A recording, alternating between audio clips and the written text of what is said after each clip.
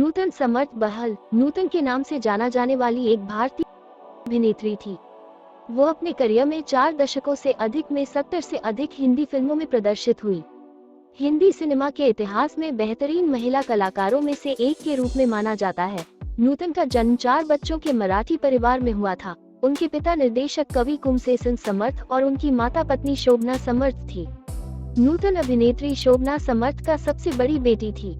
उनके 3 अन्य भाई बहन, 2 छोटी बहनें और एक छोटे भाई थे।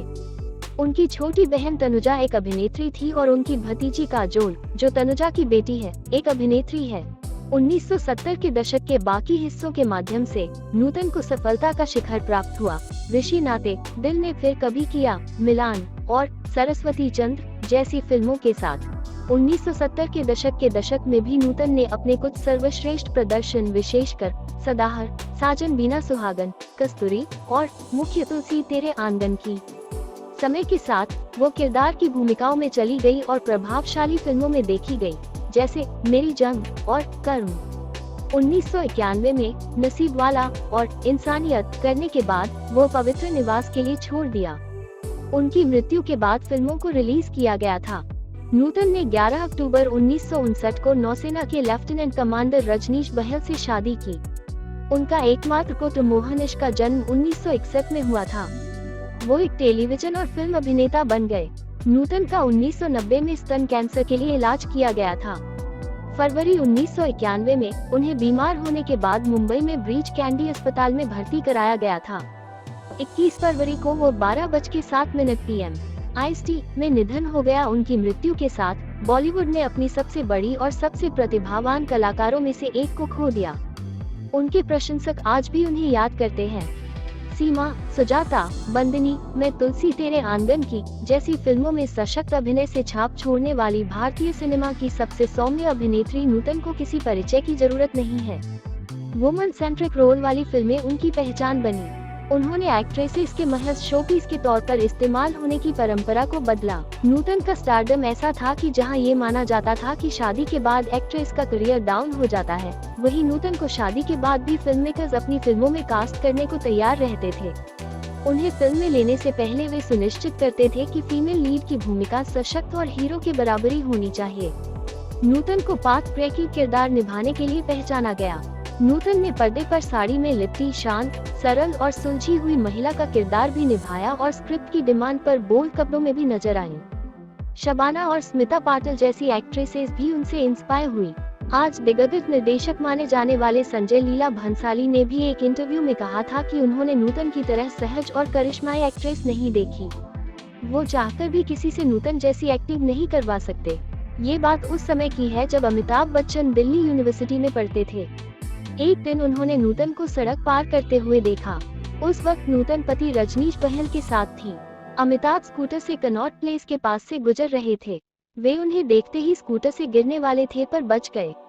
अमिताभ ने खुद एक इंटरव्यू में इस बात का जिक्र करते हुए कहा, नूतन अपने काम के प्रति बहुत संजीदा थी। सौदागर कैसेट पर वे सुबह 6 बजे के शॉट के लिए सबसे पहले मेकअप लगाकर रेडी रहती थी। उनके बातचीत करने का तरीका बेहद शानदार था। वो सिंगिंग भी करती थी। एक बार जब मैं और नूतन दिल्ली में एक फंक्शन के दौरान मिले तब वे वहाँ परफॉर्म कर रही थी। स्टेज पर जाने से पहले उन्होंने मुझसे कहा कि मैं भी उनके साथ स्टेज पर ऑडियंस के सामने चलूं, जो मेरे लिए गर्व की बात थी। नूतन ने अपने करियर में तमाम हिट फिल्में की, लेकिन उनकी चॉइस अपने जमाने की एक्ट्रेसेस से जुदा थी। वे अधिकतर वुमन सेंट्रिक फिल्मों का चयन ही करती थी। यही कारण था कि उन्होंने सीमा, सुजाता, बंदनी और सोने की चिड़िया जैसी फिल्में की। बता दें कि नूतन ने जब फिल्मों से ब्रेक लेने का मन बना लिया था तब बिमल रॉय उनके पास अपनी फिल्म बंदनी का ऑफर लेकर आए। वे खुद भी बिमल दा की फिल्म को हाथ से नहीं जाने देना चाहती थी, लेकिन उन्होंने पहले बिमल दा को मना कर दिया। फिर उनके पति रजनीश ने उन्हें कन्विंस किया कि बिमल रॉय की फिल्म है, तुम्हें करनी चाहिए। नूतन उन दिनों प्रेग्नेंट थी, फिर भी उन्होंने फिल्म करने के लिए हामी भर दी। फिल्म जब रिलीज हुई तो हर कोई उनके अभिनय का कायल हो गया। ये फिल्म उनके करियर की सर्वश्रेष्ठ फिल्म बन गई। 1951 में फिल्म नगीना रिलीज हुई थी, जिसमें डरावने सीन भी थे, इसलिए नाबालिगों के लिए फिल्म देखने की मनाही थी। नूतन की उम्र उस वक्त महज 15 साल थी। वे अपने फैमिली फ्रेंड शम्मी कपूर के साथ फिल्म के प्रीमियर पर पहुंची। उन्हें लग रहा था कि वे फिल्म की हीरोइन है तो उनका जोरदार स्वागत होगा, लेकिन हुआ इसका उल्टा। वॉचमैन ने थिएटर के गेट पर ही नूतन को रोक दिया। काफी बहस के बाद भी उन्हें अंदर नहीं जाने दिया गया। नूतन और संजीव कुमार से जुड़ा एक किस्सा मशहूर है कि 1969 में देवी की शूटिंग के दौरान नूतन ने संजीव को सरेआम थप्पड़ मार दिया था। दरअसल शुरुआत में नूतन और संजीव एक दूसरे से ज्यादा बात नहीं करते थे, लेकिन धीरे धीरे दोनों के बीच दोस्ती हो गई। दोनों की जबरदस्त ट्यूनिंग चर्चा का विषय बन गई, जिसे लोगों ने अफवाह का नाम दे दिया। नूतन का पति से इस बात पर झगड़ा होने लगा। नूतन ने देवी के सेट पर ही एक मैगजीन पढ़ी जिसमें उनके और संजीव के अफेयर के बारे में छपा था। वे काफी गुस्सा हुई और सेट पर ही संजीव को थप्पड़ जड़ दिया। कई लोगों का कहना है कि ऐसा उन्होंने पति के कहने पर किया। नूतन को राजेंद्र कुमार बहुत पसंद करते थे। उन्होंने नूतन की मां से उनका हाथ तक मांगा, लेकिन शोभना समर्थ ने इस रिश्ते से इनकार कर दिया और राजेंद्र कुमार की खूब बेइज्जती भी की। खैर, रियल लाइफ में तो ये रिश्ता नहीं जुड़ पाया, मगर रियल लाइफ में 1978 में फिल्म साजन बिना सुहागन में दोनों को पति पत्नी का किरदार निभाने का मौका मिल गया। वहीं शम्मी कपूर भी नूतन के दीवाने हो गए थे। हालांकि दोनों बचपन से ही एक दूसरे को जानते थे। बड़े हुए तो डेटिंग भी करने लगे। वे एक दूसरे से शादी के लिए राजी थे। नूतन की मां शोभना को इस रिश्ते पर कोई ऐतराज नहीं था, लेकिन समर्थ परिवार के नजदीकी प्रसिद्ध अभिनेता मोतीलाल इस रिश्ते के हक में नहीं थे। उन्होंने दोनों का रिश्ता नहीं होने दिया। 1953 में एक फिल्म बन रही थी, शिकवा, जिसमें हीरो थे दिलीप कुमार। दुर्भाग्य से ये फिल्म अधूरी रह गई। इसका मलाल नूतन को काफी समय तक रहा कि उस समय के टॉप एक्टर दिलीप कुमार संग वो फिल्म न कर सकी।